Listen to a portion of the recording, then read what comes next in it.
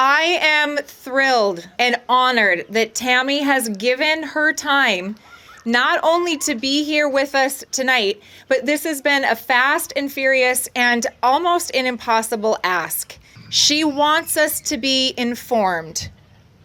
And when we are told that this is spreading misinformation, and yet, with the misinformation, that is simply a propaganda term.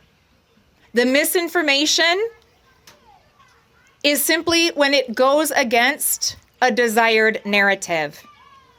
And so we are here to get our questions asked, get our questions answered, but more importantly, become empowered so that we can know what we can do here in Mercer County, in Oliver County, in surrounding counties, to be empowered so that we can band together and stand up for our property rights, for our health rights, for our safety rights, not just for us, but for future generations. I love that we're in this park, and I love that you brought your kids. I love it. So we are here. I am going to pass the mic over to Tammy. Before I do that, you will find out what happened at the Oliver County Commissioners meeting if you want to watch that replay. But I ask you, unlike some of those commissioners, if you are here and you are in a commissioner's seat or a potential commissioner's seat, I ask that you listen to hear and to understand, which I know you're here to do. So I am so honored to introduce Tammy Clark to HAZEN, North Dakota, Oliver, and Mercer County. Thank you, Tara. Well, it's really great to be with you all, although I think I'm allergic to your state. Since I got off the plane, I have been sniffling and coughing and sneezing, and so I'm sucking on a cough drop. But like, y'all got some agriculture stuff going on around here that's making me very drippy. But anyway, it's great to be here. And the reason that I'm here is because I've been friends with Tara, and some of you I've known for many years because I was here in North Dakota during the COVID years. Y'all remember that fun stuff, fun times, and testified in your state legislature a couple of times to help get some good bills passed so that y'all never had to worry about mandates again, no matter what happened. And we did it. We got those bills passed. So I've known Tara and some of you for a very long time. So when Tara reached out and said, hey, we're dealing with this data center issue, and of course she was following me in the work that some of my colleagues have been doing, just trying to educate people and inform people about the very serious negative human and environmental impacts associated with facilities like hyperscale data centers. She had been following me and watching some of my videos, so she reached out and asked if there's any way I could come and testify here, because I've been all over the country. Like I said, I was in Kansas working with their legislature, a county commission group in Sedgwick County, and speaking with some local planning and zoning committees as well, because Sedgwick County is being very targeted. Like, they're planning like 6 hyperscale data centers in one county. So Kansas in general and the heartland, the plain states, are being very, very targeted with a massive amount. It's like an invasion. It's crazy. And when I started realizing what was happening and looking at it, I thought, this is not a normal industry facility. This is not your normal industrial type of facility. So that was concerning to me because my background is in industrial health. I'm an industrial hygienist. And that basically, for those of you who don't know what that is, because some people think I'm a janitor or I clean teeth, or, you know, I'm just an industrial cleaner. No, I don't clean teeth. But an industrial hygienist, our job is to anticipate, recognize, evaluate, and control hazards, whether it's to you in the workplace, or whether it's in the community, the public at large, or whether it's an environmental issue. If there is a hazardous exposure, it's my job to recognize it, evaluate what it is, and put the best control measures in place to mitigate that, to keep you safe in the workplace. Y'all have heard of OSHA. Well, I have worked through OSHA. I'm credentialed through OSHA. And so a lot of times those workplace occupational issues can spill over into the community and then become an environmental or a community concern. So my work is very much a public health field. I work in the fields of public health. So long story short, now that you know what I do, how I do it, you can see how I got pulled into this fight, because people were reaching out to me saying, we have got this light pollution. It's so light. We've got the noise. We've got the water concerns. And I thought it was only about 6 or 7 months ago that people started really reaching out to me and asking for my help. And so I got involved. I started looking at this issue and realizing, wow, this is an invasion. Because we're in Michigan, the Great Lakes state. I'm in Florida now, but recently moved from Michigan. And my friends in Michigan were saying, we have like 45 data centers slated to come into Michigan. I'm like, what? Well, it's because they want the water. They want that fresh water. And so when I started really looking into it and realizing what was happening, it was like, whoa, what is the rush? We need to hit the brakes here, and we need to do things properly. You know, everything they're saying is about this whole AI. I need to move over this way. Oh, hey, all I see is somebody doing this to me. Like, do I need to move? Am I not in the shot? Okay. So I got pulled into this fight and started realizing what was happening. And of course, President Trump is saying, and I'm not making this political, this is not about politics for me. This is about science. This is about health and safety and science. Okay? So President Trump, though, is spearheading this AI initiative. We got to beat China in the AI race. So he's out there spearheading this, and he's rolled back regulations and given developers the green light to just go do it. Well, what do developers do? If y'all know anything about developers, they're pretty unscrupulous. Sorry, if you're a developer in the room, present company excluded. But y'all know developers are about the bottom line. They're about making money, and they're about doing it as cheaply as possible, and they will always take the lowest bid. And so I fired every developer I've ever worked with because of that. Because we can't make sure people are healthy and safe and compliant with regulatory rules if we're always just looking for the cheapest bid. Because they're not bidding in for safety, I guarantee it, right? So that's a little bit what's going on with the developer issue. And then you've got the utilities involved. Well, when I was out in Kansas, because my colleague, Kristen Megan Kelly, some of you know her. She was here with me in North Dakota a couple times, testifying in your legislature. And another one of our colleagues, Stephen Petty, he's probably the most credentialed certified industrial hygienist, certified safety professional. He's a chemist. He's got several patents. He's out there saying the same thing, testifying in boards and commissions and committees all over as well. So those of us who know what we're talking about are out there trying to educate people, and we have been doing so.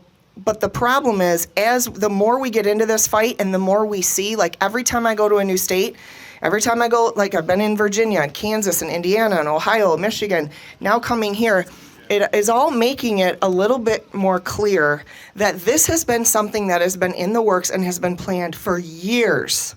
This has been going on for, I would say, easily 10, 15 years.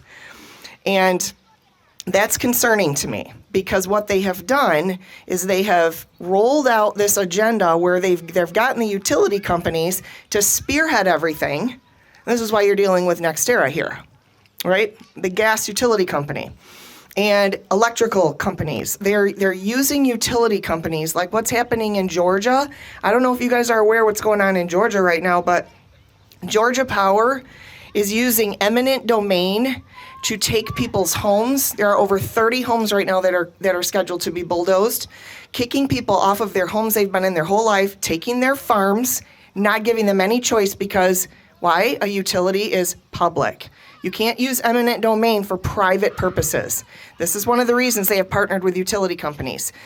And it is just horrible what is happening. Now, when we were in Kansas, it really came together for Kristen and I because we saw these massive, huge transmission lines like I've not seen them in Virginia, Michigan, around the Midwest until I got to Kansas. And we were like, what? I haven't even seen them that big here. Maybe you do have them, but I've seen some pretty big transmission lines here, but nothing like what I saw running all through Kansas, Nebraska. They're basically heading from one coast to another, right through state parks, right through your backyards, right through your farms. Doesn't matter. They're doing it. And the government has given them permission. And so when you're being told, we're taking your property, here's what we'll give you for it. Sorry, you don't have a choice. What do? Right? You do what we're doing right now. You stand up, you pack that board, you do what Tara has done by organizing, and you all, should be proud of yourselves for helping to get organized, for being here to educate yourself on the information, because this is not okay. This is not America. This is not American. This is not how we operate here. Our government is a government of the people, by the people, for the people, right? And the more localized the issues are, the more power we the people actually have. So as my colleagues and I have really dug into this, and we have started going to county boards and planning boards, speaking and testifying in legislative bodies, and educating them on the facts that you're not being told by these billion-dollar companies, providing them with the actual health and safety and environmental concerns. We have helped to stop 50% of all new data center construction that was slated for 2026 across the country. So we are having an effect. Now, like I was telling Tara, after what I just experienced today, I do not really think Oliver County is going to back away. Oh, I have never been treated so rudely or disrespectfully in my life. And it was so funny because your state's attorney, well, he's a real gem. I'm not going to name names, but... We call him a-hole. Okay, you know who I'm talking about then. Oh, he just was like, oh, you only have a bachelor's degree. And how many court cases have you testified in? Oh, well, I testified in the United States Supreme Court in the independent businesses against OSHA and won. Oh, how many appellate cases have you testified in? You mean the United States Supreme Court's not good enough for you? Okay. You know what I'm saying? So this is what I was just up against in Oliver County, because obviously they've already made up their minds. So like I was telling Tara, we're going to lose some of the battles, but I do believe we're going to win this overall war, because when we the people get involved, there is no stopping it. That's why it's so important, even though you feel overwhelmed and you hate what's going on, and you just get this pit, like I do. I get this pit in my stomach like, oh my gosh, this is not America. What is happening here? But we still have the power. They have done a lot of things behind the scenes with no transparency. They've been making a lot of backroom deals and signing NDAs for their own self-interest and their own self-gain, and not representing the constituents that they're supposed to be representing. This has been going on for years. Well, now that we know, it's time, like I told Tara, to start running some referendums and doing some recalls. And it's time to identify good citizens who care more about their community, their city, their town, their neighbors, their families, and their country than they do about lining their own pockets. I know you're out there. I'm one of them. It's cost me a lot of money to be a government whistleblower. But to me, money's not everything, because if I'm not free and I allow this to happen, what good does all my money do me? Who cares how much money you've got if you're not free and you don't live in a nice, healthy, safe community, right? That's what we're up against right now. So I do believe, I love this, see, as I say, a nice, wonderful community, your church bells start ringing. Here we are in the park. I just love it. And so I would much rather be in a small community like this with good people where I feel safe and I know I can trust people and my kids can run around and play, than I would in any fancy place with all the money in the world, because that's not what makes you happy. This is what makes you happy, being able to do this. So we have to fight for it. Freedom is not free. You guys know that, right? There is a price to pay for freedom. I'm paying it right now by being willing to wake up at 3 o'clock this morning, get on a plane, fly here, go testify, come here, do this meeting tonight, educate and empower you all, and hopefully inspire you to get activated yourselves and not to tolerate this. Not to just roll over and take it and say, well, I guess that's what our county board's going to do. No, that's not what your county board's going to do. Well, if they do get away with it, then you're going to run a recall. You're going to run a referendum, and maybe it'll be you running to replace them. But we can stop the insanity, even if we don't win every battle. Okay, so we have to look at it from that big picture. Because while we can still get involved, we need to. If we keep allowing this to happen, we won't be able to. And then it'll be too late, and we'll wish we had gotten involved when we could have, right? So I want to talk to you about the issues with data centers that are very different than any other type of industrial facility that I've seen.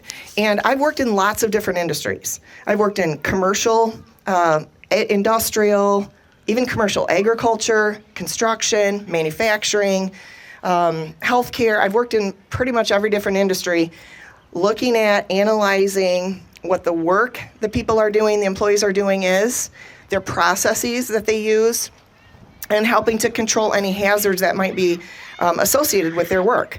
So I've gotten to know a lot of different industries, and these hyperscale data centers are creating hazards unlike anything I've ever seen from any other industry.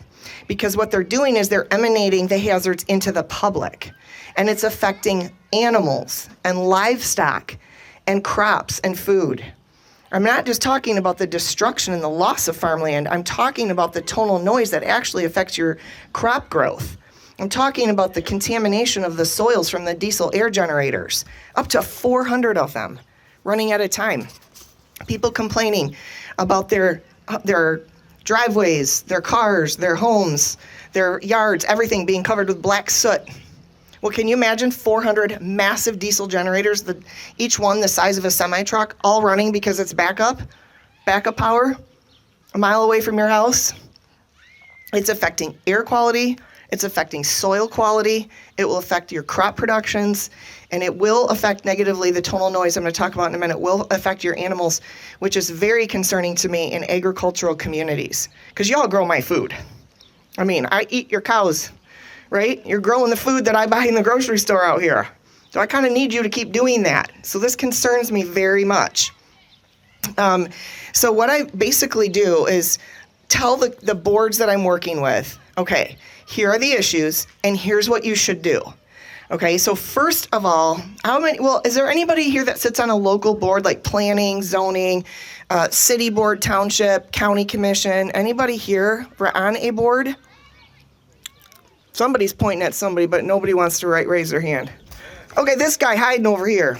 All right. So I'm just trying to give people, he's just taking a break in the shade over there. Yeah. Well, that's good. I do like, by the way, I do like how you guys have a part-time legislature out here. I keep trying to tell Michigan the corruption is so deep because y'all are full-time politicians. We need to I like this part-time legislature. But anyway. So for those of you who sit in an elected position, I always start out because of what I've seen over the last 6 years. Remember whose seat you sit in.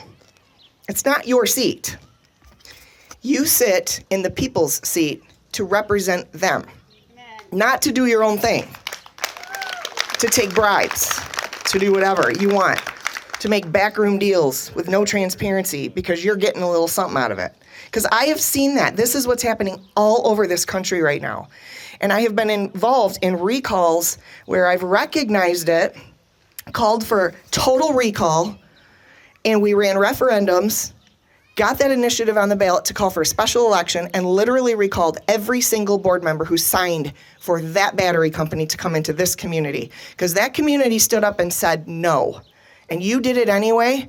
Oh, and then we find out you actually signed an NDA and you got millions of dollars from that Chinese battery company. That is terrible. That is, because this was a Chinese company, I actually said this is treason.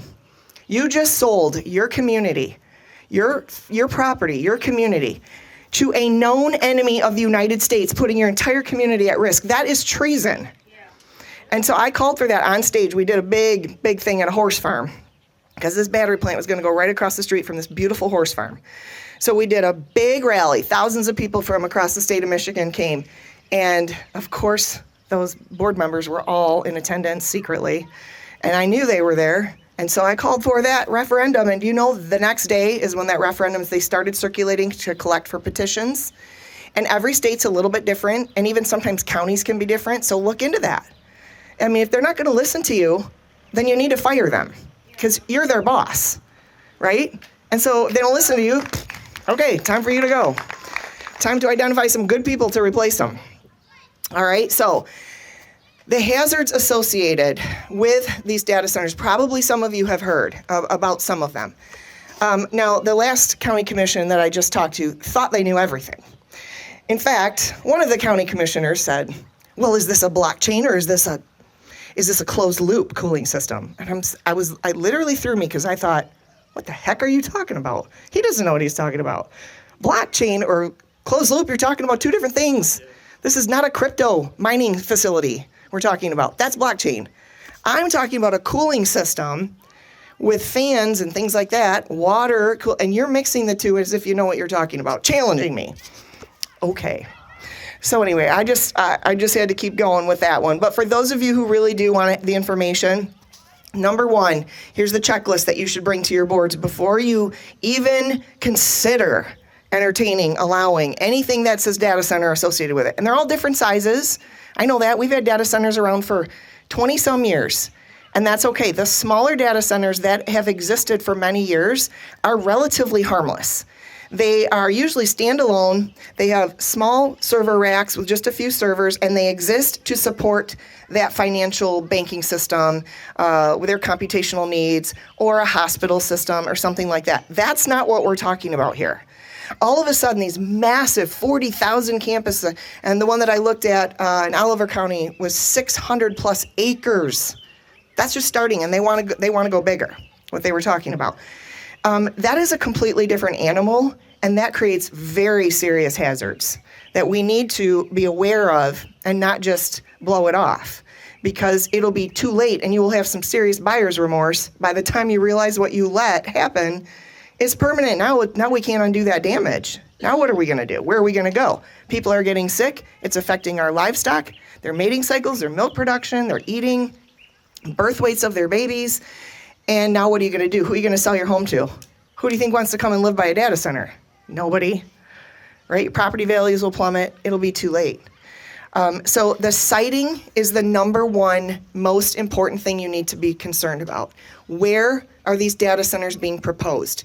If they are coming at you wanting you to convert rural agricultural farmland into industrial space, because it has to be heavy industrial, and then they want to plop a data center there, that should be a red flag.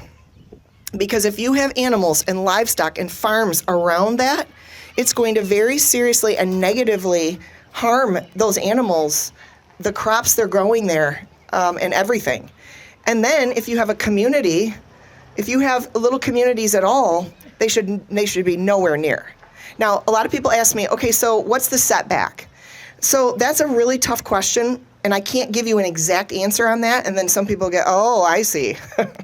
No, but that's because of the hazards I'm talking about. They're all different in size. Their systems operate differently. They have a different amount of HVAC systems and fans, and the amount of noise some of them make is a lot worse than others. So it's not like a one size fits all. I can't tell you an individual setback. You tell me the system and the design, and then we go and we do some noise dosimetry testing, and we figure out what the audible noise is and what the tonal noise is. Then I can help you, right? But don't ever let anybody tell you, well, we're going to have a 1 mile setback, so it's fine. No, if there can be no houses around there. The siting, and this is what I told them in the county commission earlier, if you're going to allow a data center to come in, you should identify in your county where you have a Superfund site. You guys aware of what Superfund sites are? Okay, they're places that have been abandoned because of contamination. So you've had some spills. The whole East Palestine, Ohio should have been declared a Superfund site because there was so much contamination, that whole town. And the EPA did not move people. They did not rehome people. And so at that time, Kristen and I were there, and we were watching how they were doing testing, and we said, this is bad. This combination of 40-some chemicals that have all now combined to create worse chemicals is going to create very serious health hazards for this community, and it's all settling in the soil. And we knew that we were going to see cancer clusters, neurological disorders, birth defects, and that's exactly what has happened to that whole community for those people who could not leave. So when we say this is what we're anticipating, that's because that's what we do in our profession. We look at the process. Okay, the engineers have designed this system to work this way. What chemicals are we talking about?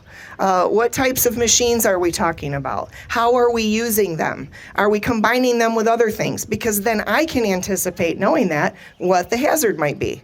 And then I can put in control measures. Engineering and control measures to protect you, to protect your animals, to protect the farms and field, the farmlands and fields. But this is a new enough thing that's happening that we don't have the meta-analysis RCT studies done on the effects of a data center yet. We have what's called observational studies because that's all we've had time for, because these are so new.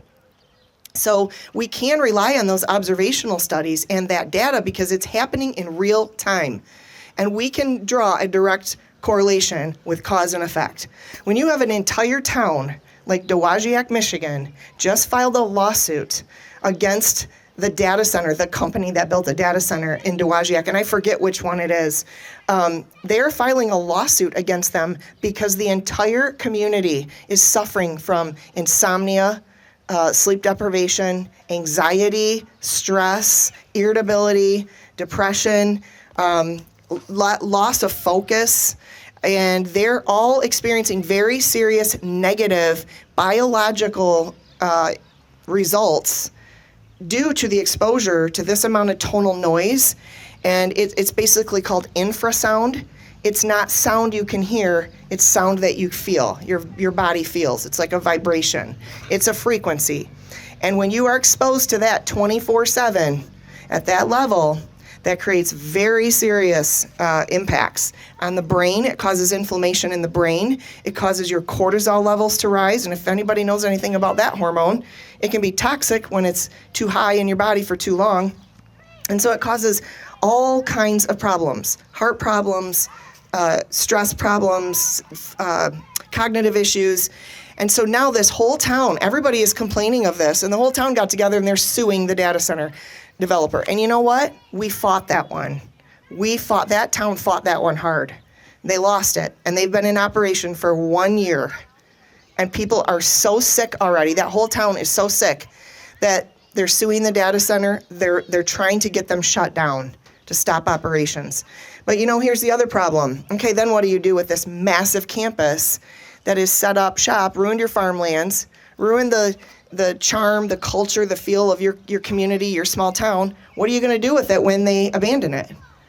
Right? So this is another thing I've been calling for. You need a decommissioning plan. You need to require them, if you do allow them to come in and they meet all the requirements and check the boxes, you need to require them to give you millions and millions of dollars up front, because that's what it's going to take to completely deconstruct, decommission, and remediate that soil and that land and turn it back into its original condition. So decommissioning is part of it. Requiring them not to be able to access municipal water or your aquifers or your lakes. And I had to laugh because at the last meeting that I was just speaking at, the county commissioner, who thought he was so smart, knew everything, said, well, we've already done that. They're using a glycol system. And I said, well, you realize a glycol solution is still 50% water. Where are they getting their water from? Oh, we're making them ship it in.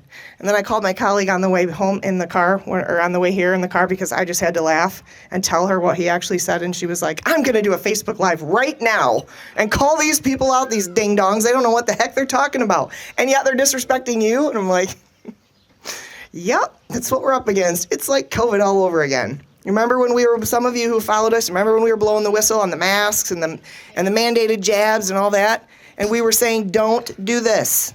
It is absolutely irresponsible and inappropriate, and it's the wrong thing to do. We don't ever cover somebody's mouth and nose and restrict their breathing and restrict their access to oxygen because there's a virus going around. That's not how we do things in our profession.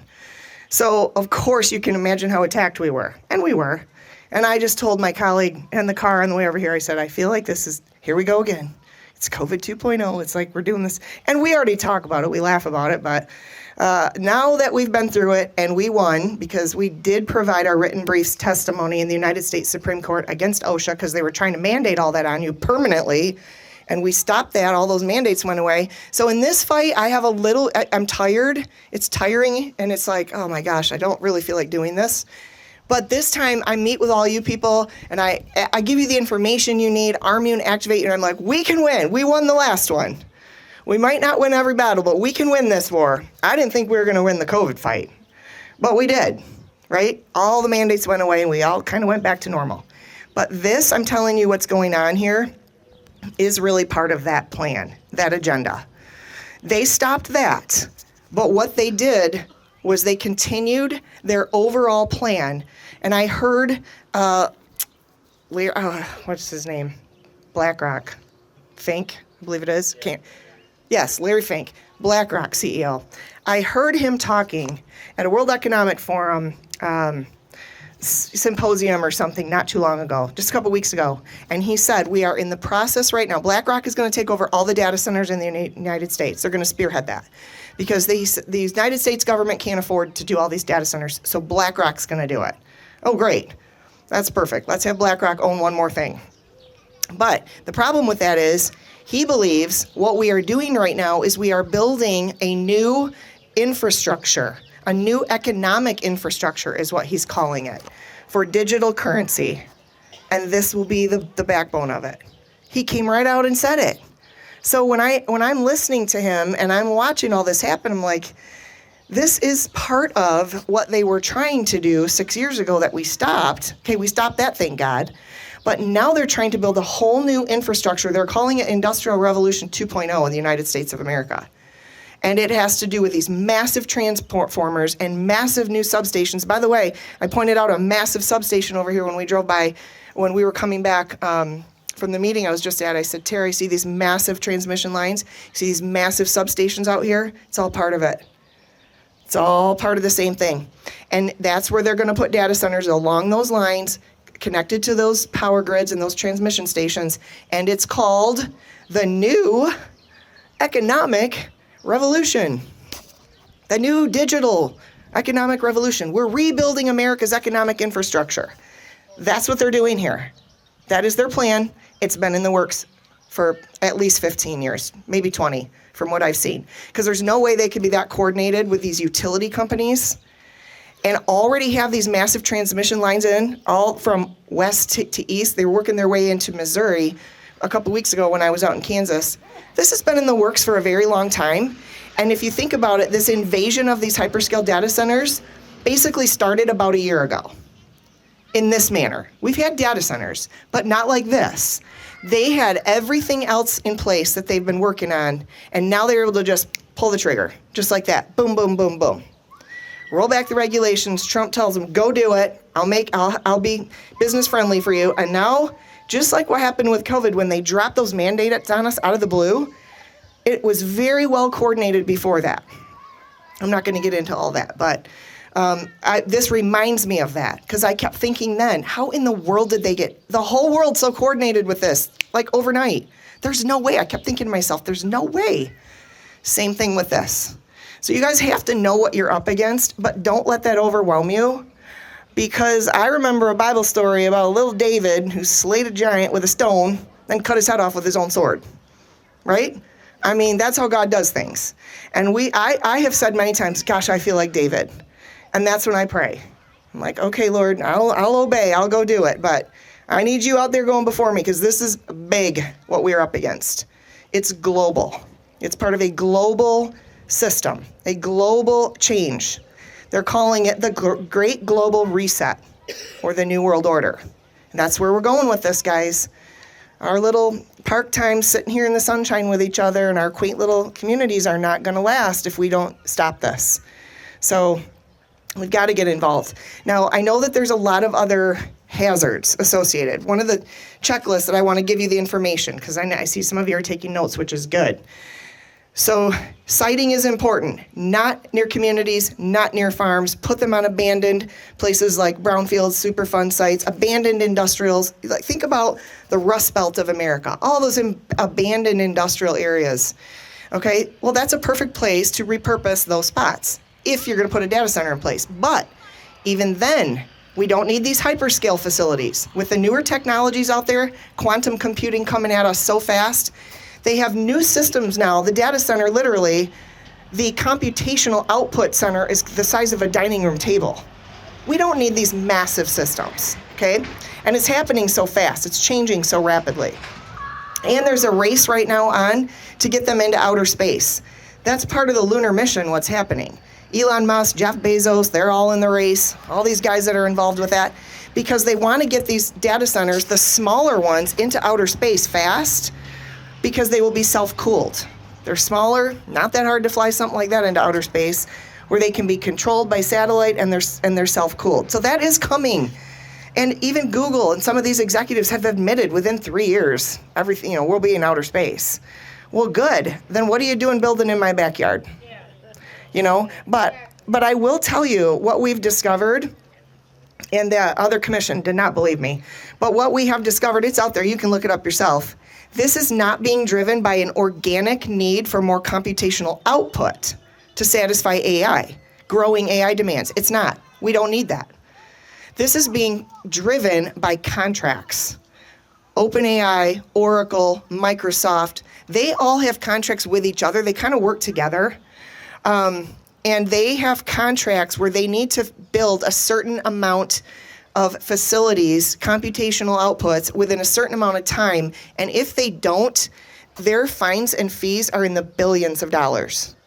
So now that Trump has rolled back the regulations, and now that our county commissions and our state legislative bodies are giving them corporate welfare, tax subsidies, come on in, we'll give you the keys to our state, they're just rushing everywhere they can get tax breaks. And what they're like narcissists that love bomb you. This is what my colleague always says. They come in and they love bomb you. They give you all these promises of all this money that they're going to bring in, and we'll give money to your fire department, we'll give money to your schools, and we're going to give you millions of dollars. Yeah, I think we're all adults. Anything that sounds too good to be true is too good to be true. That's not going to happen. We've seen it with the solar farms. We've seen it with the wind farms. Farmers are being wooed, and they're going to areas where they know farmers are struggling, where they know there are weak zoning laws, and they're making all these promises. If you lease your land, we'll give you so much money every year. 2 years later, the company goes bankrupt, the farmer gets nothing, and now they can't turn their land back to agriculture and go back to farming because the soil now has been contaminated with forever chemicals. And how are they gonna remediate all these solar panels? All their land is now covered in solar panels. This is real. This is happening. That's why I tell you, don't be fooled by these narcissistic billion-dollar companies that don't need your tax breaks, that come in here and want to do things as cheaply as possible, rape your land, drive your utility costs through the roof. I have seen utility costs go from $200 to $800 a month, just electrical bills, in areas near data centers. Because they're very thirsty. They drink off of the water, they consume the power, and who pays for that additional output? You, the ratepayers. And our legislatures keep approving their rate increases. They just keep doing it. So we've got to really get involved and be very vocal. You've got to call your elected representatives. You've got to email them. You've got to show up at the meetings. You've got to speak at everyone. You've got to be such a pain in their ass that they just get sick of you and, okay, fine. But honestly, you need to put the fear of the people in them. And I'm not saying threaten them. I'm saying it's like Thomas Jefferson said. When the government fears the people, there's liberty. But when the people fear the government, there is tyranny. That's what we're dealing with right now. They are not afraid of us. They weren't afraid of, they didn't even respect me. I come in with all the credentials, and I just came here to offer you free information, give you information you don't have because you don't work in my profession, so how would you know this? And you're going to disrespect me and look at me and be like, who are you? You know, I mean, that tells me right there, the government, our local governments do not have any fear of the people. And they are doing whatever the hell they want to do, no matter what you say about it. That is when we have a problem, and we need to get these people out. You need to fire people that act like that, because they are not representing you. And they have forgotten that you're their boss, and they're sitting in your seat. Time to remind them. Silent voice is never heard. That's true. He said a silent voice is never heard. That's true. So I will take questions because those are some of the things I'm thinking of. There's so much. I could talk for 7 hours on this.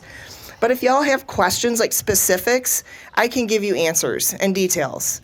So let me hear them. Yes. One of my favorite sources is the Bureau of Labor Statistics. Oh, I know it well. Yeah, and that's where I come up with their 10-year plan. And you're talking about 70 million workers impacted. You're talking blue collar, white collar. Mm-hmm. They call it, they use the term. He's talking about the Bureau of Labor Statistics. Task automation. Yeah. Oh yeah, AI. Your job, yeah. And you learn how to code. Right. You know, and you're talking massive numbers, and it's a 10-year plan. Yep. And year 1 to 3, it's white collars. You're talking administrative and clerical, customer service, back office consolidation. Yeah. 4 to 6 years, 29 to 2031 is warehousing automation. Yeah. AI driving. Well, what's the goal of AI? He's talking about the government, the United States government, on the website, the Bureau of Labor Statistics. They have a 10-year plan of how AI is going to replace jobs. 70 million. And which is ridiculous if you think about when these global tech companies, these billion-dollar companies come in here and they tell you, oh, we're going to give you all this money, millions and millions of dollars every year for 10 years, and then we're going to create so many jobs. They're actually telling people that. I just laugh. I'm like, it doesn't say stupid up here. What is the goal of AI? To replace jobs, to replace human beings. But yet you're telling me that the big giant AI center you're going to build is going to create all these jobs? What are the people going to be doing while the computers are computing? Maybe you create a handful. You know what jobs they create? Construction jobs, building the facility. And after that, post-construction, there's maybe a handful of jobs of people there. So any questions on the systems or the designs? You see, there's alternative systems too, and I didn't touch on that. You should require them to use an alternative cooling system, not glycol, because glycol is still 50% water. You should require them to not be able to have access to any of your water, and you should require them to use 100% alternative cooling system, and they exist. Immersion cooling, dielectric cooling, geothermal cooled underground. China has some of theirs buried undersea where they're naturally cooled. And by the way, China is a 100% surveillance state. Like, you can't go anywhere or you'll get a ticket, but it will come to your phone and it will be attached to your bank account, and they can cut off your funds just like that. In fact, China has the largest, fastest homeless population right now, because if a young kid dares to speak up against the government, boom, just like that, he's cut off. Doesn't have access to his money anymore, can't buy food, can't pay your rent. They've got people, literally thousands of people, young people dying in the streets. Well, China has 400 and some data centers, and they're not massive hyperscale. And they have that computational power. So think about that. And yet we want to put in over 4,000 new ones, massive 40,000 acre campuses. What? There is no need for that. None. Even if it is all for AI and the control, we don't need that. So it just makes you wonder, then what is this for? What is going on here? Right? And I still haven't quite gotten there. I have some theories and some concerns, but I just think I'm too scared to really go there. So I'm just going to keep fighting. Keep fighting, right? All right. Any other questions? Yes. Our Department of Water Resources won't give anything beyond a general 2-inch line to a data center, so we are using closed-loop systems. I know you're not a fan of glycol or closed-loop, but they don't add more water unless there's an issue or a leak or something like that. Well, if water, there's really no... What I want to know is, because other states like Michigan use the evaporative systems, can you tell us about the noise difference between those two? Because I think it's pretty drastic. Yeah, so first of all, don't let anybody lie to you and tell you that a closed loop system doesn't use water. It is constantly picking up water because of the evaporation process. It is evaporating. They still lose water, and the water is picking up inside these closed loop systems. It's picking up anti-scaling agents, anti-corrosives, biocides, and then every so often the operators have to discharge everything, so it gets called what's blown down. And that's a problem because we have to have wastewater discharge management. Like what they're doing in Ohio, they just allow them to blow it down into the rivers. That's a real problem. The evaporative cooling process, there's lots of different processes. Anything that is going to use HVAC systems and fans is going to create noise. Okay, so like a dielectric cooling system doesn't use fans, so it's not creating noise because it's basically an immersion cooling type of system. Geothermal cooled, it's all underground, so it's not using massive HVAC systems creating noise. And that's why I say, if a data center wants to come in, first of all, you need to make sure that it fits within the footprint of your industrial zone. Second of all, don't put it in agriculture and don't put it in your communities. Second of all, it needs to not have access to your water. So you need to make sure that they're using one of these alternative cooling systems, and don't let them tell you that they're going to use an air-cooled system. In some places that will work. And so that's, okay, let's start there. Let's have that conversation. An air-cooled system is pulling ambient air, circulating it around the hot parts, right? But it doesn't work on large hyperscale facilities. They're too big. And it doesn't work in hot climates. This is what Google tried to tell Kansas. When I was out in Kansas, we actually defeated that system because I'm like, it's 120 degrees here. It is so hot here. We were just dying. It was so hot. The sun is so intense. And you're telling me that you're going to use air-cooled systems? Okay, you're going to cool hot parts with hot air? Maybe half the year that might work. But then, what are you going to do when it's really hot? That's not going to work. And if it is a large system, that air cooling won't work. So there are different systems out there. The main thing you need to do is make sure that they're not accessing and using your water. They have proper discharge of chemicals, wastewater and chemical discharge, and that the tonal noise is not an issue, which means they cannot have massive fans running, HVAC and all of that. So they're doing it right in Europe. They've got small facilities and they're using alternative systems. And these systems are very expensive to set up, to design initially, and to maintain. And that's why they're not doing them here. So I don't listen when somebody tells me, oh, well, we're using this or that or the other thing. And I say, well, you're still pulling water. Some of these systems use up to 5 million gallons of water a day. Well, we're going to use glycol. It's alternative. Okay, so you're going to use 2.5 million gallons of water a day. Still not okay, right? So you have to make sure that they're using one of the newer technology systems, but they don't want to do that if they don't have to because they are very expensive up front and then for maintenance. Systems use 2.5 million gallons of water a day. What's that? Are you saying the closed loop systems are using 2.5 million gallons of water a day? I'm saying some facilities use up to 5 million gallons of water a day if it's water cooled. A glycol cooled system is 50% water, and it is still maintaining and losing water on a regular basis. So no, it's not going to use, it's a 50% water cooled solution. So it might not use 5 million gallons of water, but maybe it'll use 2.5 million. How does that help us? They need to be off water. Completely off water. I don't know why that's funny to you, but with the drought situations that we have and the aquifer situations that we have and all of these hyperscale data centers being built right over top of aquifers that are already very strained and stressed. Like I was out in Virginia and I was working with a geologist out there. We did a symposium and she showed where the aquifers in Virginia are right now. And do you realize how many data centers they have out there? Their aquifers are so depleted. They are having a hard time getting in, and then the design of their soil, it's all shale. So she's showing the shale wells and the aquifer levels are 100 feet below normal levels. And yet we want to put hundreds more data centers out here and allow them access to our water? What? So it's especially in areas like this where you guys you have a lot of agricultural pull, right? So you got to be careful. You're not on a typical aquifer system here, like in some places. But you do, some of your basins are still very low. Like driving around here, I saw the Missouri River, the lake, it's very low. And systems like what you guys are on, not like one big aquifer, they're much more sensitive to drought faster. So we've got to be really careful here with what we're doing. And that's why I say, I'm not anti-technology. I'm not anti-AI. I use ChatGPT. We don't need what they're building for those types of computational outputs. And because the newer technology exists, we need to demand that they use the newer technology. Why? Because in my profession, that's known as an engineering control. Because it's controlling the hazard, whether it's to you as a human being or to the environment. That's why I don't care if it costs more.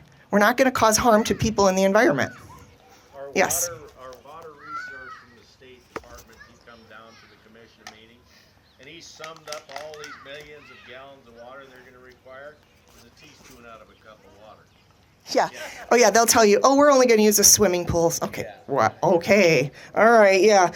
They're also going to tell you that they're going to pay you millions of dollars a year, and then they won't. They're also going to tell you they're going to generate millions of dollars of tax revenues for your schools and all that, and they don't. And we're seeing... Community impact agreements, are you familiar with any communities that have done that, where they've actually Yes. been able to get money from it? We need to slow this down. We do. That's all I'm saying. When I got in this fight, I was alarmed at what I was seeing. And I thought, what in the world? We need to just hit the brakes and slow our roll. That's why I am a fan of doing a 1-year moratorium to allow county commission boards, planning boards, state legislative bodies to have time to gather the facts like this the real facts that you're not going to be told by some data center executive who's just going to tell you, oh yeah, we don't have any noise because we do noise testing. It's only 55 dBA or decibels at the fence. Yeah, because you're testing in dBA. You're not testing for tonal noise, which can only be found in the dBc and dBz ranges. And it's the tonal noise that's dangerous, right? You can easily control audible noise in the dBA level. But unless you do that deep dive sound analysis and you test for dBc and dBz, you can't control that. And that's the tonal noise I was telling you about. That's very dangerous and creates harm. And listen, all of the permissible exposure levels that are out there right now through OSHA, that OSHA mandates, like these workers, if there's workers in a facility or an industrial plant, whatever, you all know from your jobs, you have to wear what's called PPE. Your PPE or your personal protective equipment is based on an 8-hour time-weighted average per OSHA. Why is it based on 8 hours? Because that's our typical workday. Okay, so you're protected while you're working at your plant, your facility, whatever. Who's protecting the community from 24/7 noise exposure? Nobody. And that's very dangerous. That biological response, that internal biological response is incredibly unhealthy. And we're seeing that. That's why we're seeing towns in Texas, all across Europe, in Michigan, now really, really sick and not knowing what to do. Can't sell your homes because now nobody wants to live there and your property values have plummeted. So it's a real problem and we just need to hit the brakes. We need to slow our roll. There is no need for us to be doing this fast. None. And we got to get this right. We need to do it responsibly. Yes. Yeah, go ahead. With the water, so when you're talking about using 2.5 million gallons of water, is that saying that 2.5 million gallons is put in there and then they recycle that? Or are you saying they put in 100,000 gallons and then they go through it 25 times and now you go? It depends on the system. There's lots of different systems, and it depends on how much water that system draws. So even a closed loop system that uses a lot less water is still going to use water, but it depends on the size and the design, the engineered design of that system. So there's no like one size fits all answer. It's kind of like people ask me, that's a very good question. People will ask me, well, what's the setback? What setback should we have? If we tell everybody this many feet, will we be okay? That's something that my colleagues and I cannot answer because it is not a one size fits all, because these facilities are very different in their size, in their footprint, in their design systems. And so we have to say, well, we've got to go test. We've got to look at the tonal noise. We've got to look at the decibel range. And I can't tell you what the other thing is. Like in Kansas, it's very flat. So that wind and that land with the soil compaction that they have out there will carry that noise miles, right? So I have to look at the weather, I have to look at the topography, I have to look at what buildings might be around there, and then what their system is, and then I have to work with an acoustical engineer and do a sound analysis. So my question is, I think I understood the back and forth is, if it's a closed loop system, they're not pulling, depending on how big it is, they're Yep. not pulling 2.5 million gallons of new water. It's whatever gets evaporated, then they refill it. So correct, it's always a discharge and replace, but then it's also being evaporated at the same time. But I'm saying, like, it's not getting 2.5 million. I can't tell you an exact number. I'm just saying if it uses half as much water, it could still be using, if it's a system that would use 5 million gallons, well, then it could be using 2.5, which is still not an acceptable answer. In my opinion, because of the water system, we have had cyclical droughts in this country, and everywhere I've gone across the country, I have seen very severe, even in Florida. I live in Florida now, and it's rainy season. It doesn't matter. The aquifers don't recharge that quickly. And so with the serious drought issues that we've got going on, no business, no data center should be drawing and tapping into our water. They don't need to. The safer alternatives to protect our environment exist. So The Potomac River, the fourth largest, they're sucking 1/3 of the water out for 140 data centers around Virginia, around the Pentagon. I know, I was in Virginia. Had a drought by 2030. They already have one. Water, agriculture, yeah. And a lot of these places, I don't know if you guys are aware of this or not, a lot of these places have watering, like water restrictions. Don't run your water when you're in the shower. Water has trickled down there, there's very little water pressure. The water has changed colors. And people laugh at me like, Tammy, just because they use water isn't going to make it change its colors. Oh, yes, it will, because when you change the chemistry of water, it can very easily change its color.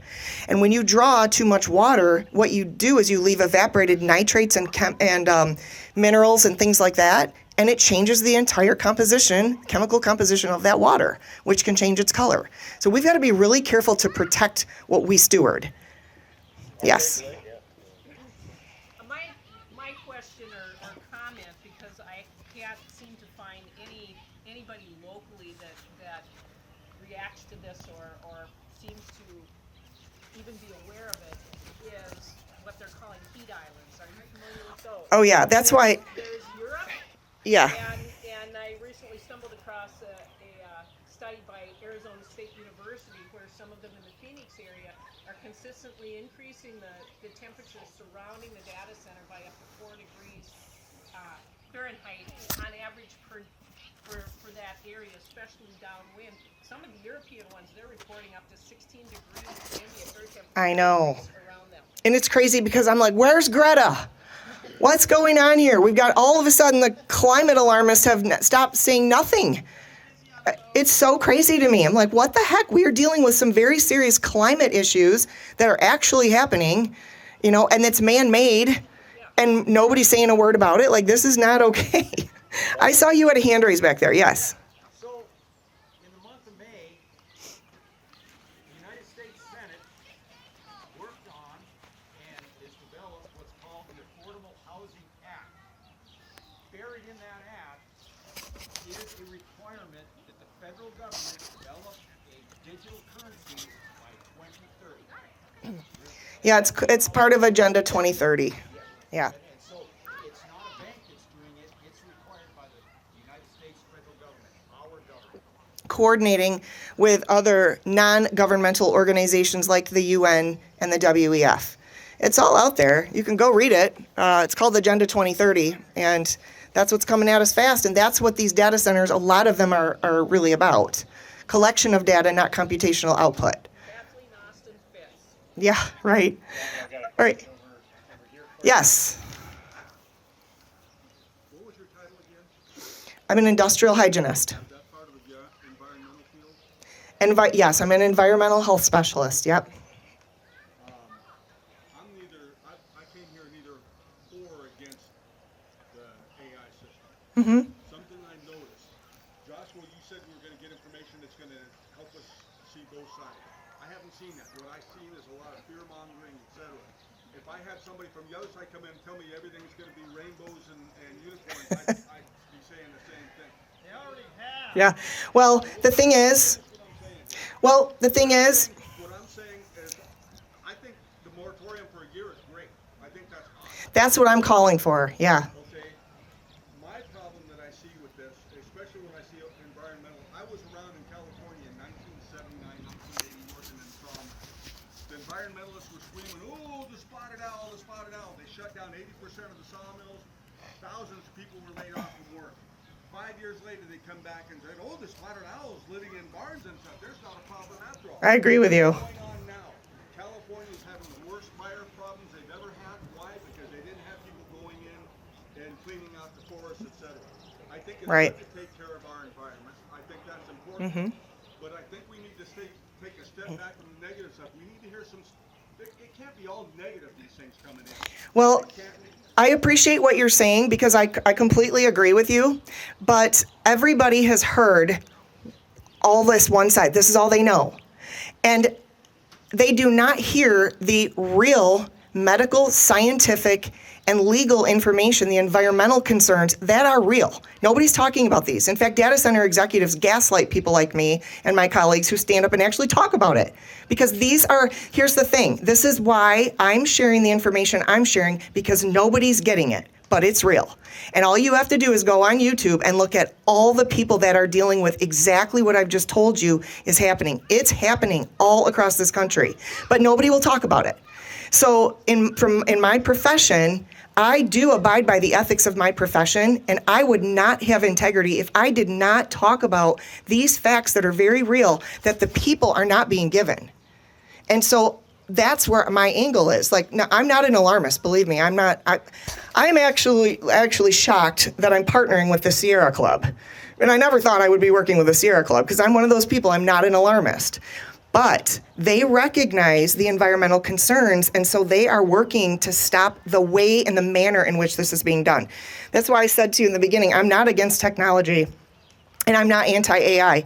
I am against the irresponsible and inappropriate and dangerous way that this is being done.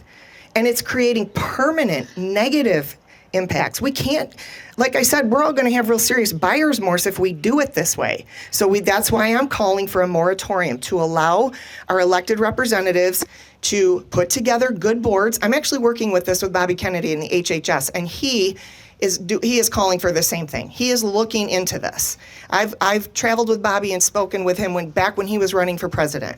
So now that he's in this position, some of my colleagues and I who've worked with him and know him and traveled with him, he's very concerned about this. In fact, Senator Josh Hawley from Missouri just testified, I don't remember if it was yesterday or 2 days ago, about this very issue, that when he goes to Missouri, his people, that's all he's hearing about, is what are you going to do about these data centers?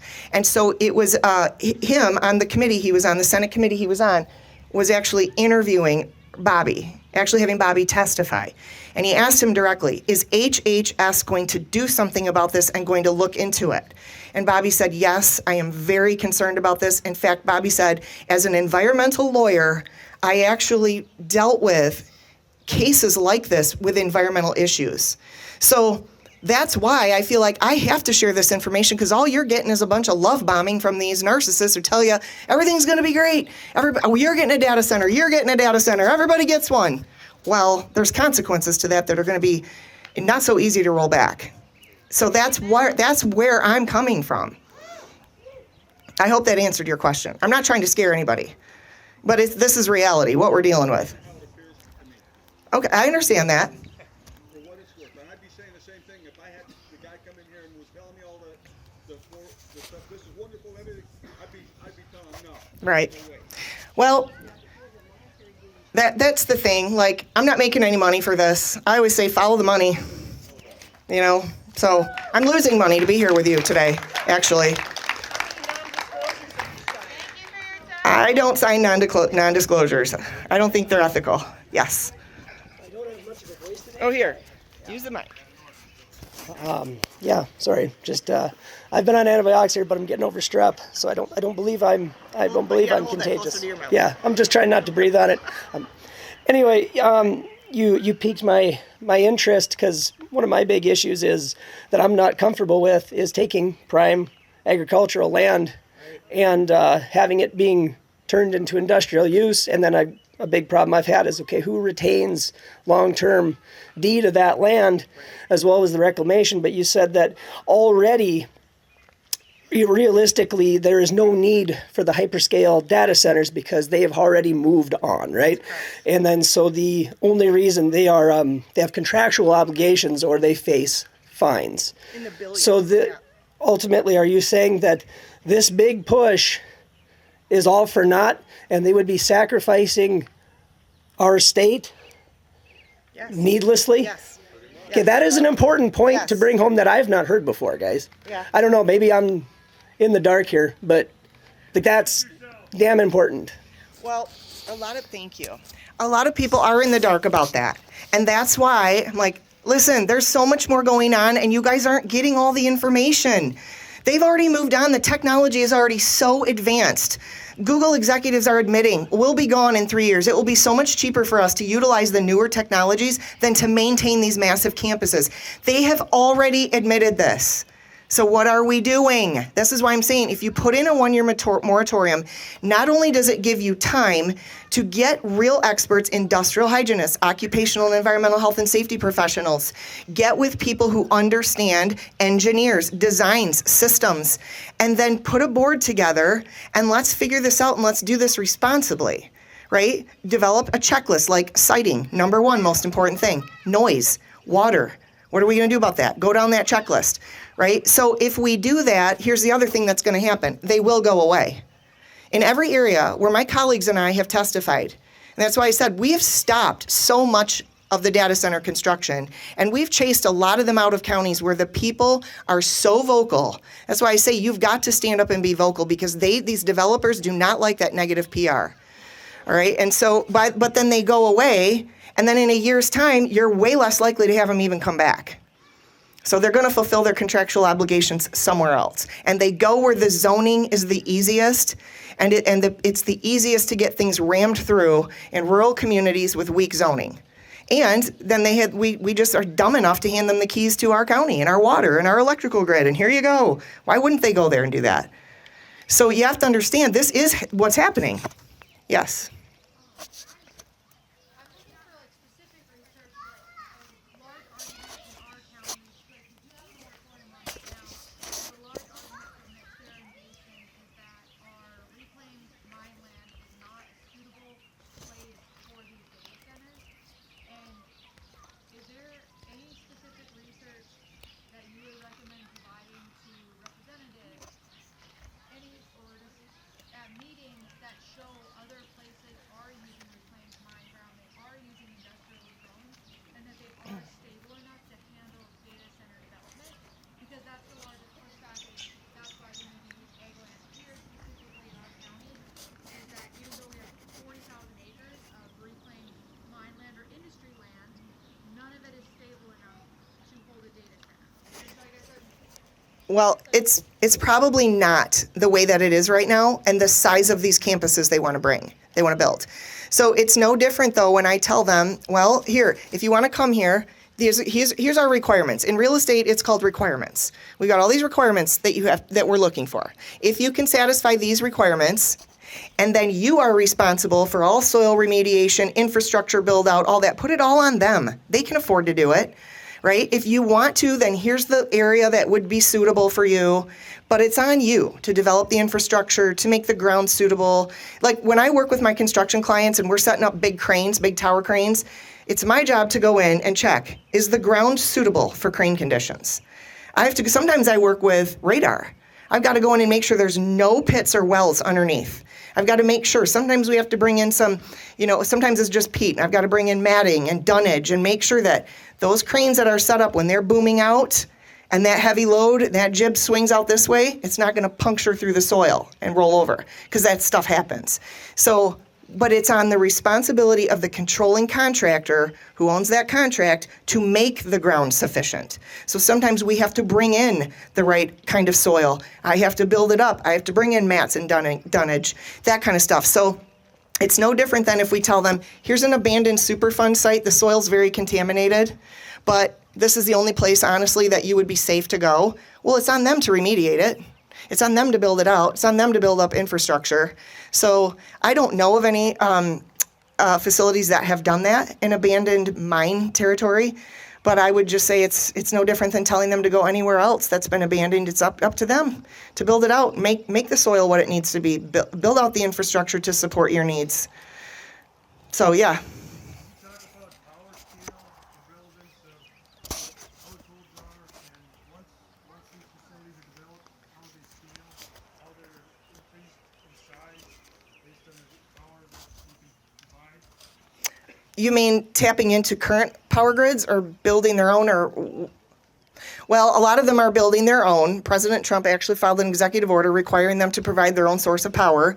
And that's why we're seeing a lot of these substations, and now they're talking about building gas and natural gas and all of that kind of thing. So they're trying to build out their own source of power. But they're still, if you allow them to tap into local, they're still going to rely on an already outdated and overly stressed electrical grid. And I just read an article the other day talking about the 40% increased likelihood of rolling blackouts this summer because of the increased demand of AI data centers on our local municipalities and our regional electrical grids. So it just depends on how they do it, on what they're doing. But still, downstream, it's still all going to the same place. Like Canada should be really mad at Michigan right now for what Michigan's doing, because we're part of that MISO agreement. And what Michigan is doing, bringing in thousands of data centers, well, Canada's like, we're all part of the same system here. We didn't agree to that. You know what I'm saying? So I don't know if that answered your question or not, because there's a lot of different things going on with the power. Our U.S. grid has the capacity to kick out 1.4 terawatts, okay? And we consume on a daily average in the country about 750 gigawatts, okay? Roughly half. And then there's also the peak, so we need a cushion in there, otherwise you're gonna have the blackout. Right. These data centers, if they build out as they're scheduled over this 10-year plan, you're talking of taking that 1.4 terawatts that we now have capacity for and multiplying that by 4 times. And that doesn't include the reshoring of our manufacturing, requiring they project in the next few years of 80 gigawatts Yeah. of additional power consumption required. Right. So our electric rates, right now, the way it's sitting in the whole picture is gonna go that way. Well, it already has. Like I said, I've seen electric bills for ratepayers that live near and around these data centers go from $200 a month to $800. That's not going to stop. It's going to continue. And the problem is the way that these data centers are designed is that if there's an emergency outage, the electricity is routed to them first. So that leaves us vulnerable as citizens who live around them. So it is a real problem. I mean, our electrical grids are very outdated. They need to be rebuilt, but not so the data centers can have all the electricity. We can pay for them, right? So that's a problem, I know. All right, I'll take. Hello. I have a specific question, but I do have a comment I'd like to make first. I apologize for how you were treated earlier at your county commission meeting, but we have 2 counties here, and though I will go head to head with my people on the regular basis, we have some good people on our county commission doing the things that you are saying. We need you here to educate them, not attack them. So that one. That's awesome. I understand you being upset with the other counties, but stand on our people. Don't do that, man. I'm not attacking you guys. I've not attacked anybody here. Don't do that. So now let's educate those people that we need you to hear. I am very concerned about sound that you cannot hear, cannot measure. These are health impacts that we have not seen here. I do not want to see open rates on our cattle going through the roof. I don't want to see our children and infants getting shaken baby syndrome essentially. And I'm really upset with how we don't know what that even means. So what can you teach us about how you measure it? And as if we've never heard about it. Explain infrasound, explain what causes it, and tell why people in town should care about a few of us farmers out there, because they come out with their infants and I'm watching your kids for free because I love your kids. Please bring me all your babies. And I want to make sure those babies are safe. So explain Right. it. Well, me too. And that's why I said to you guys, the most important, number one thing for me is sighting. Number 2, the biggest concern for me is what's called tonal noise. That's what she's talking about. That's why I said that's infrasound. That tonal noise is very dangerous because it creates, and I've talked a lot about this here, it creates a lot of very serious inflammation in the brain. It elevates the cortisol. It creates behavioral issues, anxiety, stress, insomnia, heart palpitations. It affects the cardiac system. And so that is one of my biggest concerns. So that's why I said, when you're testing, okay, it's only 55 decibels at the fence. Yeah, that's great because you're testing for audible noise. And that's where they lie, because they know you don't know what tonal noise in the dBc and dBz range is. We've got to do what's called an octave band analysis. With an octave band analysis, we are measuring different octaves.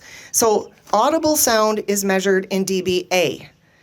Tonal is measured in dBc is in Charlie and dBz is in Zulu. And the only way that you can do that is through an octave band analysis.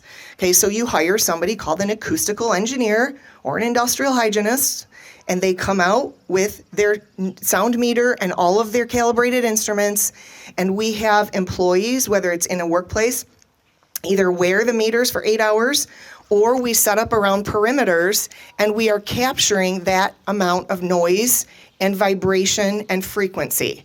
And only then can we go back and do our math and our calculations based on how many hours and at what levels. So you might be at 55 dBA, but you might be at 84 dBc, dBz. And it's the difference between that that's going to show you what that concern is in between there. Okay, so it is a very complicated, technical, scientific field. It's an engineering field. So how when a company comes and says, we're gonna put this project out, I mean, it's one thing to measure it after it happens, but how do we understand that beforehand? So like what happened today, I was trying to explain to the county commissioners, I am concerned. In Oliver, yes. I was concerned because the data center company was telling them that they're already doing noise monitoring. They're monitoring for ambient sound. And I said, how can they be doing that yet they haven't even built the building? They're moving dirt. So you've got to require them to do 24/7 tonal noise monitoring, and you've got to spell that out in the dBc, dBz range. Then if it goes above whatever parameters we set out, just like with dBA, with audible noise, it can't go above so many. For example, in a workplace, some of you probably know this, you can't go above 85 decibels over 8-hour time weighted average. Then you got to start wearing hearing protection. So now we're talking about you guys in the community being exposed 24/7. There are no studies on that. So this makes it very challenging for those of us who work as exposure scientists and industrial hygienists like this to know, that's why I said this is a new field. This is a new hazard, I should say. The hazards of noise have been around forever, but in this manner, the kinds of exposures that we're getting are new. And so it is a challenge. But that's why you need to have a noise ordinance. dBz and dBc logarithmic, like dB? Yes. But it depends on the system that you're using, what you're going to pick up, for how long. For example, it will run, it depends on what is your HVAC running at and how long, your cooling systems, your backup diesel generators, all that. Okay, so a lot of that you're not hearing, but it's just coming at you. And then when it stops, that's why you need to do a monitor at the perimeter and around the community. Because what's so concerning about this is that what I have seen some county commissions do is say, okay, we're gonna do sound monitoring. Okay, great. And if they go over it, we're gonna fine them. What do you think they care? They'll pay a fine. That's why what does that do? So they'll pay the fine. Who cares? They're not going to care. You have to have something there that, no, then we stop operations because we can't put our community at risk. You know what I'm saying? You've got to have something with some teeth, and this is new. So it's being developed right now. We're all trying to figure this out, and all I can do is give you the scientific, technical, medical, legal facts and say, stand with me. Let's figure this out, because we are the change agents. We are the very first ones dealing with this on the forefront. Nobody has dealt with this particular type of hazard before, right, in this manner. So it's not easy being a change agent, because that means you're the very first one who gets to figure it out. Yes? So what is the continuous fans that create the dBz and dBc? There's a lot of different components that run, because these things they're so hot, they require so much cooling. The alternative cooling systems typically are not the sound makers. It's the cooling fans. It's the HVAC systems. So Yeah. my question is, I've been watching your videos, and I have a bunch of air purifiers in my house, and now I'm like, All right. Oh, you've been watching me for a long time then. yeah, but also I'm like, well, now are these ones affecting my kids when they're sleeping, because we have them running 24/7 in their rooms? The air purifiers. Yeah. No, that's not the same. It's like if you hear, it's not at the same acoustical level. Like you can hear a little hum. Like I put on my ceiling fan at night, I can hear a little hum. That's not what we're talking about. Tonal noise is going to create a vibration. It's a frequency. Okay, so just because you can hear a little hum doesn't mean it's dangerous. I'd never promote something that was dangerous for you or your kids.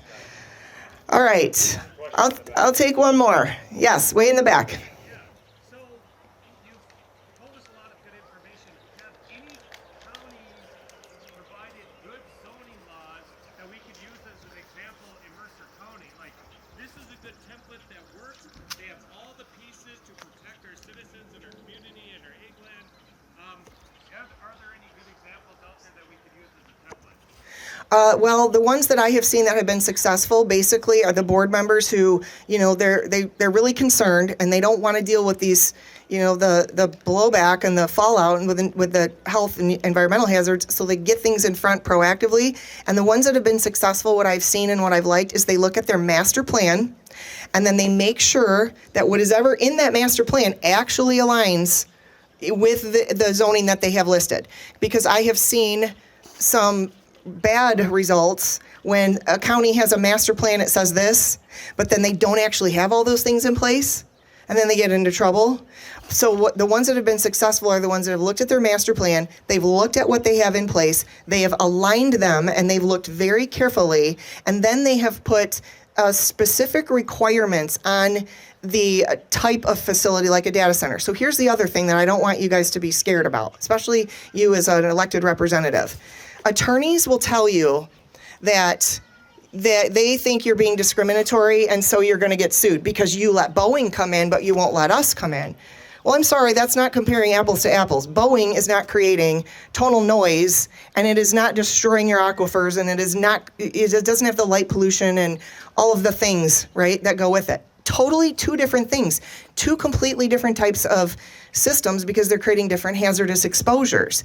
So just because you have an industrial footprint and you already have you have room for something to come in, doesn't mean that you can't say no to a data center, because we now know, we have the facts about the types of hazardous exposures. So those counties that have leaned into that and have put those requirements in place have been pretty successful. And see, because no company can come in and make you change your agricultural land to industrial.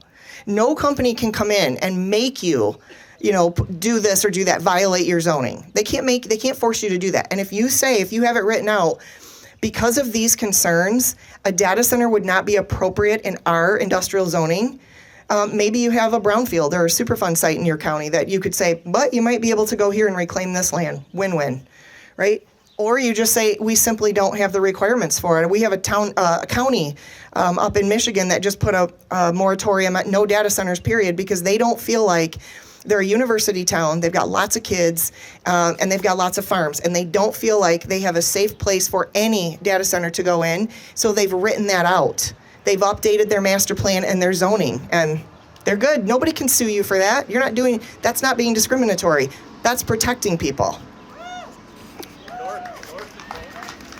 They give our county commission really a lot of leeway and power to write up. You can ask your question. Okay. No, you can. We have two more questions. I know you have all been fabulous. This has been a great turnout. We have two more questions. One that was submitted that I'll read off in a minute, and then Mitch has one as well. And then I would invite you, keep the conversations going. If you are running for commissioner or you're already in a commissioner seat, if you are a legislator and you want to ask more specific questions of Tammy, come see me because we've got some wiggle room in her schedule. We want to make sure that we abide by quorum rules and regulations, all of that. But come see me and we can get you a time possibly set up in either today, tomorrow, in the very near future. We can make that arranged. But would you ask your question, Mitch? What's the sound difference from the power plants that are already in the area to data centers? The power plants that are already in existence, they are, okay, so here's the term I threw that out there called cumulative exposure. Okay, so they are emitting that tonal noise. That is a tonal noise because it's an infrasound, but it's also an audible sound. Are you talking about the decibel A audible? I just want to know how they compare from the data centers to the power plants. They're very similar, but it really depends on the size of the substation or the size of the data center. So some data centers are not that big and they're not creating that much noise, but either audible or tonal. And then some substations I've seen are massive out in Kansas. And when we were standing out there by the substation with the power lines and the substations, you could feel it. Doesn't take very long to not start feeling good. So they're very comparable, actually, the types of noise they create. So that's why I said combined, that's my concern. Because they're putting all these substations in all around. You've already got EMF and ELF coming off of these massive transmission lines. And now the data center is going to be contributing to that. So that type of cumulative cumulative exposure is why so many of these communities are actually getting sick from the 24/7 exposure. Talk about the horses and the cows, because all these guys will lose all their cows and all their horses. Yeah, I've talked about that. Yep. You say those change with conditions, with wind, with. Yes. It is very windy So here, like, Norm. I think about where you guys know the big transmission line that goes across whatever, and Yeah. that goes across the end of my driveway, and only certain days does that thing buzz, and only some days does my horse buck. So. Yeah. That's what you're saying. That's what I'm talking about. Bigger scale. Yes, a massive scale. And you got to remember too, tonal noise, like the flatter the ground is and the fewer structures and the fewer hills, the further it goes. And with wind will attenuate it for miles. Now, what you also sometimes when you hear that, the weather matters too because of moisture content, relative humidity. So you have to, that's why I said I can't give you a one size fits all. There's a lot of factors involved when you look at something and say, okay, for this particular facility, that's where I'd have to do some testing to tell you what are safe limits, things like that. Okay, well, you've all been great. Is that it? There's one more. The power, scale, and infrastructure build out on ratepayers. What about it? I think, didn't somebody ask me about that? Did we already get that question answered? We did. Okay. Then I think we're good. We're good. All right, awesome. Thank you again so much. I know that this is not the end of the conversation. Thank you for your willingness to be here. Thank you for speaking up on behalf of yourselves and future generations. We all truly want what's best for this community. Agreed? Absolutely. So thank you so much. You've been wonderful. Thank you for your patience. I hope you all have a wonderful, wonderful rest of your weekend. And then just remember, get your questions answered before you go to the polls to vote for the primaries June 9th.